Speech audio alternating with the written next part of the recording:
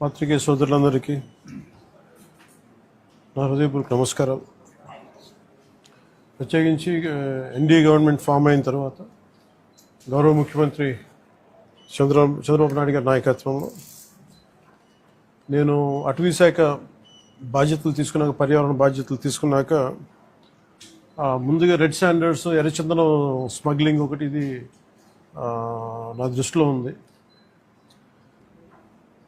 గత 14 నుంచి 19 వరకు ఒక విధానంలో ఉంటే 19 నుంచి 24 వరకు చాలా విపరీతమైన ఎర్రచందనం స్మగ్లింగ్ జరిగింది. అంటే ఉదాహరణకి ఒక సంవత్సరం అటు ఇటుగా, అంటే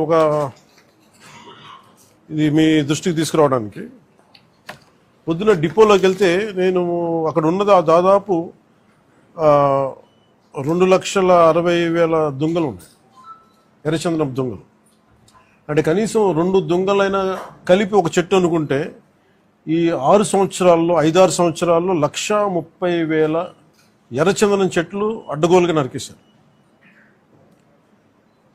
ఇది మనకి ఆన్ రికార్డు మనకు ఉంది ఇప్పుడు. సో నేను మిగతా అధికారులందరితో మాట్లాడుతున్నప్పుడు దీని విలువ ఎంత ఉండొచ్చు అంటే, యాజ్ ఆన్ నౌ మార్కెట్లో ఇప్పుడున్న 40 లక్షల టన్ను అనుకుంటే, మెట్రిక్ టన్ను అనుకుంటే దాదాపు 2,000 కోట్ల నుంచి 5,000 కోట్లు ఇప్పుడు మనకు ఉన్నది. అసలు ఇది పట్టుకున్నది ఎంత ఉంటుంది అంటే, దీనికి కనీసం 2 నుంచి 3 దాకా ఉంటుంది అనేది ఒక అంచనా కింద మన అధికారులు చెప్తా ఉన్నారు. సో దీన్ని బట్టి మీరు అర్థం చేసుకోవచ్చు, ఒక క్లోజ్ టు ఒక 8,000 to 10,000 crores వర్త్ ఎర్రచందనం ఇక్కడ స్మగ్లింగ్ చేయబడింది. సో నేను ఛార్జ్ తీసుకున్న తర్వాత ముందస్తుగా ఏం చేశాను, ఏంటి ఇష్యూస్ ఉన్నాయంటే, మేము కర్ణాటక రాష్ట్రానికి వెళ్ళి మాట్లాడుతున్నప్పుడు అంటే ఎంత అలసత్వంతో ఉన్నాం అని చెప్పడానికి 140 కోట్ల ఎర్రచందనం దొంగలు కర్ణాటక అటవీ శాఖ అధికారులు స్వాధీనం చేసుకున్నారు. దాన్ని వాళ్ళు అమ్మేశారు. అది నేను కుంకి ఏనుగుల కోసం వెళ్ళి వాళ్ళతో ఇంటరాక్షన్లో వాళ్ళు థ్యాంక్స్ చెప్తున్నాను, మీకు థ్యాంక్స్ చెప్పాలి, మాకు మీ వల్ల మాకు 140 కోట్లు మా అటవీ శాఖకి వచ్చినాయి అని. ఏంటి వచ్చినాయి అంటే, మీరు కొట్టేసిన ఎర్రచందనం, మీ స్మగ్లర్లు కొట్టేసిన ఎర్రచందనం దొంగలు మేము ఇక్కడ పట్టుకుని దాన్ని వేలం పాటలు అమ్మేసి మాకు 140 కోట్లు వచ్చిందని. అంటే దీనికి అప్పుడున్న మంత్రులు కానీ ఒక్కరు కూడా బాధ్యత తీసుకోలేదు. ఈరోజు నేను దాన్ని పొలిటికలైజ్ చేయడానికి కూడా పెద్ద ఎక్కువ మాట్లాడే దాని గురించి, ఎందుకంటే జరిగిపోయిన దాని గురించి మనం ఏం చేయలేం, కానీ ఏం కరెక్షన్స్ చేయాలి భవిష్యత్తులో అనే దాని మీద ఉంది. దీంట్లో కూర్చోబెట్టి ఎస్పీ సుబ్బారెడ్డి గారి నేతృత్వంలో టాస్క్ ఫోర్స్ పనిచేస్తూ ఉంది, రెడ్ శాండర్స్ని ట్యాకిల్ చేసే టాస్క్ ఫోర్స్. దీని గురించి కూర్చోబెట్టి అటవీ శాఖ అధికారులతోటి కానీ అండ్ టాస్క్ ఫోర్స్ అధికారులందరితో కూర్చోబెట్టి 5 జిల్లాల ఎస్పీలతో కూర్చొని మాట్లాడాము. ఇప్పుడు దాకా ఒక రివ్యూ మీటింగ్ చేశాం. అంటే ఈ మీటింగ్ తాలూకు ఇంటెన్షన్ ఏంటంటే, ఎంత స్మగ్లింగ్ జరిగింది, ముందు ఎంతసేపు ఎర్రచందనం స్మగ్లింగ్ జరిగింది అని, ద వాల్యూమ్ ఆఫ్ స్మగ్లింగ్ ఎంత ఉంది, ఎన్ని దొంగలు ఉన్నాయి మీరు ఊహించుకోండి. 2,60,000 దొంగలు అంటే 1,30,000 పచ్చని చెట్లు ఇప్పుడు ఈరోజు మన కొట్టేస్తే వచ్చినాయి. దీనికి కొన్ని లక్షల చెట్లు కొట్టేస్తుంటారు, కానీ ఇంకో 2 లక్షలు అదనంగా కొట్టింటారు, కానీ తక్కువ క్లోజ్ టు అనదర్ ఒక 1.5 to 2 lakh చెట్లు కొట్టేస్తుంటారు. ఇది మనకి అందరినీ లెక్కేది. ఇప్పుడు అన్నీ వెళ్ళి లోపలికి వెళ్ళి చూస్తే పెద్ద చెట్లు ఏం లేవు, అన్నీ కొట్టేసిన చెట్ల తర్వాత పక్క నుంచి వచ్చే మొలకలు కొంచెం పెద్దగా అయినాయి. కానీ సో ఎర్రచందనం, ఇది ప్రత్యేకించి ఎర్రచందనం శేషాచలం అడవులకే వెంకటేశ్వర స్వామి వెలిసిన ఈ ప్రాంతానికి ఎందుకు ప్రసిద్ధి అంటే, ఇది ఆయనకి గాయం తగిలి ఆయన రక్తం నుంచి వచ్చింది. అందుకని దానికి ఆయన రక్తం కింద పడింది కాబట్టి ఆ రక్తాన్ని వృధా పోనివ్వటం ఎందుకని చెప్పి దానిని ఆయన ఎర్రచందనంగా చేశారనేది ఇది మన శాస్త్రాలు చెప్తా ఉంటాయి. సో ఎర్రచందనం అనేది అంత ప్రాశస్త్యం దాన్ని. దాన్ని జస్ట్ ఏదో మనం కూర్చొని ఒక చెట్టు అని కాదు, ఇట్స్ ఒక దీనికి ఒక డివైన్ యాంగిల్ ఒకటి ఉంది. సో ఇవన్నీ దృష్టిలో పెట్టుకుని మనం కాపాడుకోవాల్సిన అవసరం, ఎందుకంటే ఒక్కొక్క చెట్టు ఇట్ క్రియేట్స్ ఒక బయోడైవర్సిటీ, ఒక ఎకో సిస్టమ్ క్రియేట్ చేస్తుంది. కానీ ఇటు అడ్డగోలుగా వీళ్ళు డబ్బుల కోసం అడ్డగోలు ఖర్చు పెట్టేస్తే, ఇష్టారాజ్యంగా చేస్తే అసలు ఎవరు ఏమీ చేయలేరు అనుకున్నప్పుడు రాగానే గౌరవ ముఖ్యమంత్రి చంద్రబాబు నాయుడు గారు రాగానే మేము ప్రత్యేకించి మేము పట్టుకుని లా అండ్ ఆర్డర్ ఒకటి, రెడ్ శాండర్స్ మటుకు వీ హ్యావ్ టు పెట్టి ఫర్మ్ హోల్డ్ తీసుకోవాలి, ఫర్మ్ స్టాండ్ తీసుకోవాలని నిర్ణయించుకుంది. తీసుకున్న తర్వాత మన టాస్క్ ఫోర్స్ని ఏర్పాటు చేయడం జరిగింది.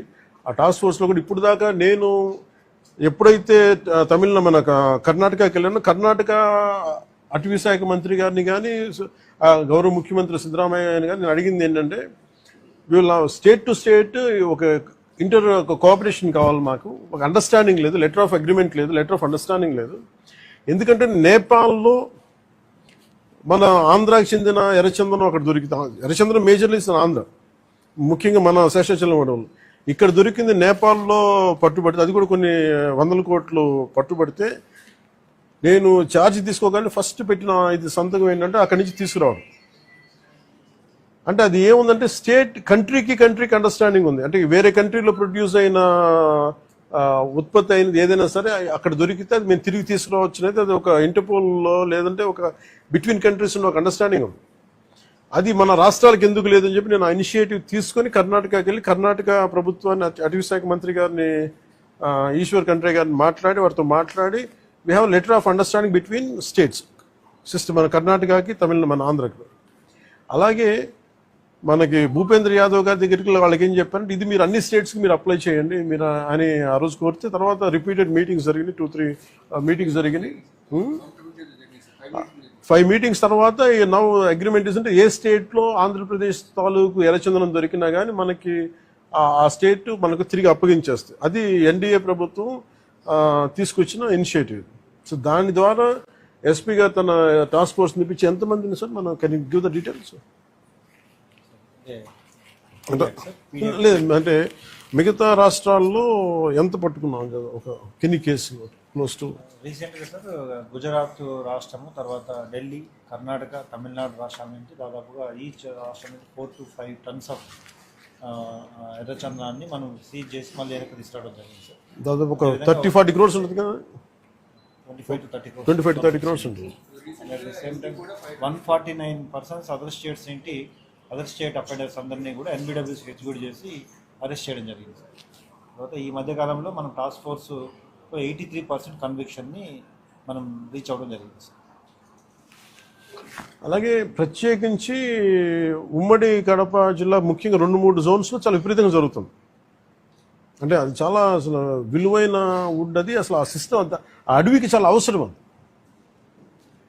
ఒకటి నేను గవర్నమెంట్తో మన డిపార్ట్మెంట్ ఫారెస్ట్ డిపార్ట్మెంట్ అధికారులతో కూడా చెప్పింది ఏంటంటే, మొన్న రివ్యూ మీటింగ్లో కూడా ప్రత్యేకించి పేషెంట్ నుంచి నేను మాట్లాడుతుంది, ఎర్రచందనం ఏదన్నా సరే మిగతా అవసరాలకు కావాలంటే తోటల్లో పెంచుకోవచ్చు, ఫార్మ్స్లో పెంచుకోవచ్చు, మేబీ అది వాళ్ళు వాడుకోవచ్చే. కానీ ఇది మటుకు ఈ అడవులకే పరిమితం అయిన వాళ్ళు, ఎందుకంటే ఈ ఎకో సిస్టమ్ని, ఈ బయోడైవర్సిటీని కాపాడేది మొక్క.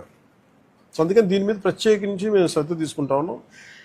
ఈ ప్రత్యేకించి ఈ మీడియా మీకు ఈ మీడియా సమావేశం నుంచి నేను చెప్పదలుచుకుంది ఏంటంటే, to all the red sander smugglers, 4 king పిన్స్ని ఐడెంటిఫై చేశారు.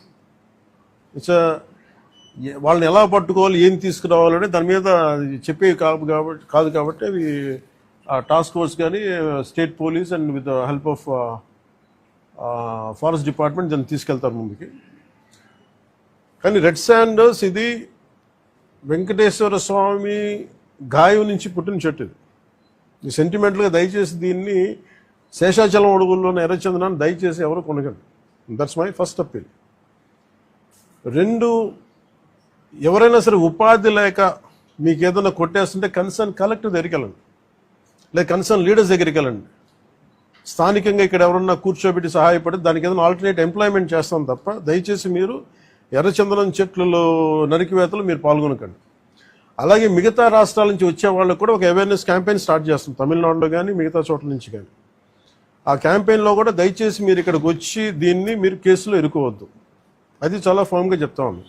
ఎడ్యుకేట్ చేస్తాం, అవేర్నెస్ ప్రోగ్రామ్స్ ఇస్తూ ఉన్నాం, ఇవన్నీ. అలాగే నేను అడుగుతున్నా, it's also create law and order problems. అది ఎలా చేస్తున్నారంటే, వీళ్ళు నరికి దొంగలు తీసుకెళ్ళిపోతున్నప్పుడు వీళ్ళని ఆపాలనుకున్నప్పుడు వీళ్ళు లైసెన్స్ ప్లేట్ లేని కార్లు కావచ్చు, లేదంటే అసలు ఇంజిన్లో కూడా చాసెస్ మీద నెంబర్లు చెడిపేసి దొంగతనం చేసిన కార్లు, అది ఒక చాలా క్రమబద్ధీకరణతో జరుగుతుంది, చాలా మెథాడికల్గా జరుగుతుంది. సో వీళ్ళకి మేమేం చేసుకున్నామంటే, 1 సింపుల్ వార్నింగ్ అందరికీ ఇస్తుంది, ముఖ్యంగా రెడ్ శాండర్స్ అందరికీ కూడా. రెడ్ శాండర్స్ని ఎవరైతే సపోర్ట్ చేస్తున్నారో, మీరు స్మగ్లర్స్ కావచ్చు, కొట్టేసే వాళ్ళు కావచ్చు, కింగ్ పిన్స్ కావచ్చు. It's a very firm warning to you all. Operation Kagar లాంటిది ఎక్స్ట్రీమ్ లెఫ్ట్ వింగ్ ఎక్స్ట్రీజంని హ్యాండిల్ చేయగలిగినప్పుడు ఈ కంట్రీ, ఒక ఐడియాలజికల్ బేస్డ్ ఉన్న వాళ్లే కూర్చోబెట్టి కష్టమైపోతుంది లొంగిపోతున్నప్పుడు మిమ్మల్ని తాట తీసి కూర్చోబెట్టేస్తాం స్మగ్లర్లందరినీ. It's just a political will అంతే. మీరు కనుక ఇదే పనిగా చేస్తే 6 to 9 months ఆర్ 1 year అదే పని ఆపరేషన్ పెడతాం మీ అందరికి. మీరు స్వచ్ఛందంగా ఆపారా మంచిది, మీకు మీరు ఆపలేదా ఒక 1 year 1.5 year ప్రత్యేకమైన special zone special operation create చేసి మళ్ళీ రెడ్ శాండర్స్ ఎవడన్నా తిరగాలి చెట్టు కొట్టాలంటే కూడా భయపెట్టే స్థితికి మేము తీసుకొస్తాం. మేజర్ మీకు ఒక యాక్ట్ ఉంది, ఎవరన్నా సరే రెడ్ శాండర్స్ చెట్లు కొడితే వాళ్ళ ఆస్తులను కూడా సీజ్ చేయొచ్చు. ఆ అమెండ్మెంట్ ఆల్రెడీ చేస్తుంది ఫారెస్ట్ యాక్ట్లో. You have to be very very clear on that.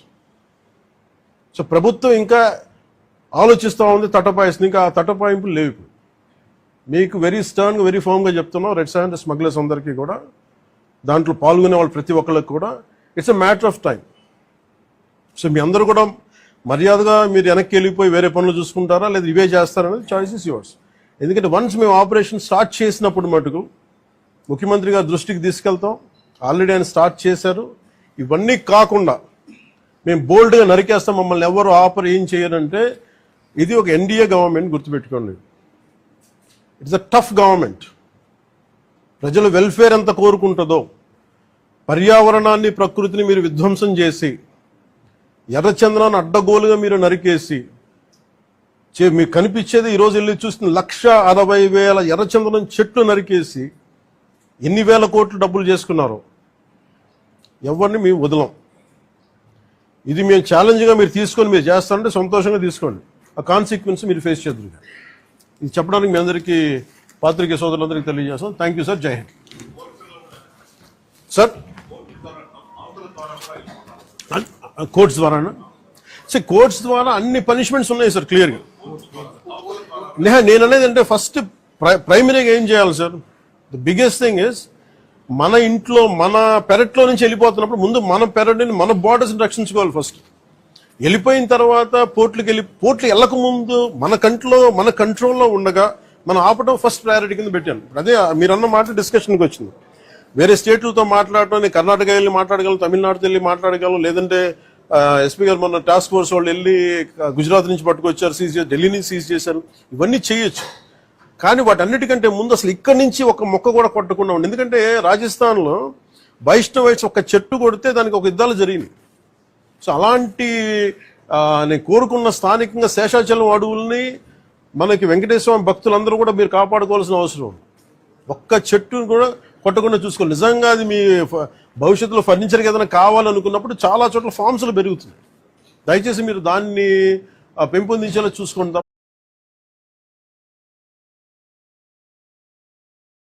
మనకి మంగళంలో రెడ్ శాండర్స్ డిపో ఏదైతే ఉందో అక్కడ విజిట్ చేయడం జరిగింది. అక్కడ ఏదైతే సుమారుగా 5,400 metric tons of red Sanders ఉందో దాన్ని కూడా సందర్శించి వాటి వివరాలను తెలుసుకోవడం జరిగింది.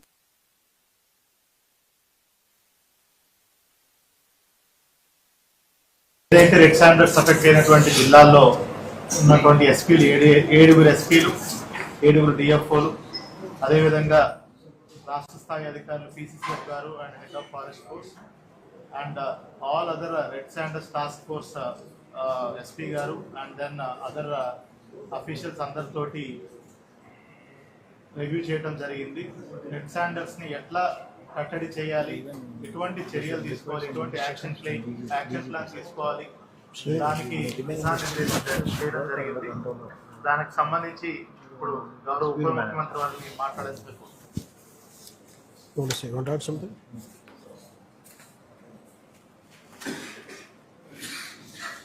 పాత్రికేయ సోదరులందరికీ నా హృదయపూర్వక నమస్కారం.